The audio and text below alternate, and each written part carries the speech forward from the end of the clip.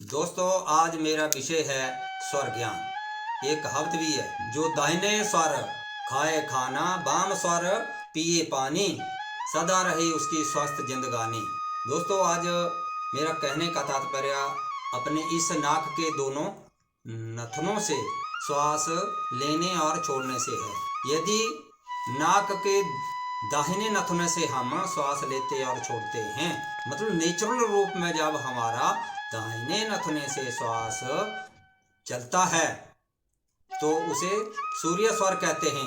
यदि वाम नथुने से श्वास लेते और छोड़ते हैं तो वह चंद्र स्वर कहलाता है। जब दोनों नथनों से हम श्वास लेते और छोड़ते हैं या दोनों नथनों से स्वर चलता है तो उसे सुषुम्ना स्वर कहते हैं। जो सूर्य स्वर है उसे शिव स्वरूप माना गया है और जो चंद्र स्वर है उसे देवी स्वरूप माना गया है तथा सुषुम्ना स्वर को काल स्वरूप माना गया है। तो ये जो है स्वर के ये तीन भेद हैं। तो शास्त्रों में जो है वो इनका हमें वर्णन मिलता है, जो हमारी सेहत के लिए काफ़ी लाभदायक हैं।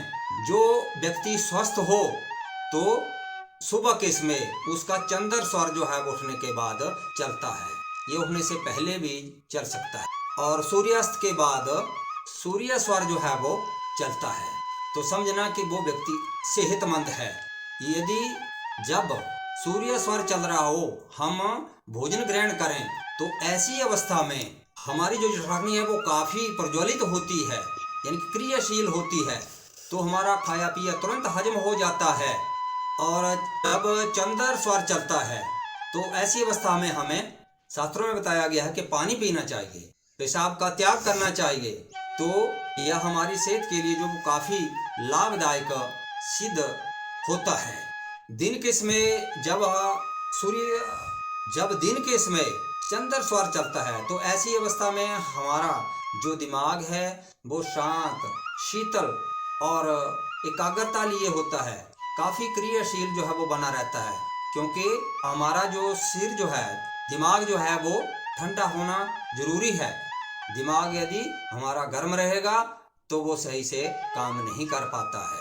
तो इसलिए चंद्र स्वर का जो है वो दिन के इसमें जब हमारी दिनचर्या चली होती है, कई प्रकार के दिमागी काम हम करते हैं, तो उसमें चंद्र स्वर हमारे लिए काफ़ी लाभदायक जो है वो माना जाता है। सूर्य स्वर भी जो है वो चलता है, या विभिन्न व्यक्तियों में जो है वो प्रक्रिया जो है वो अलग अलग हो सकती है।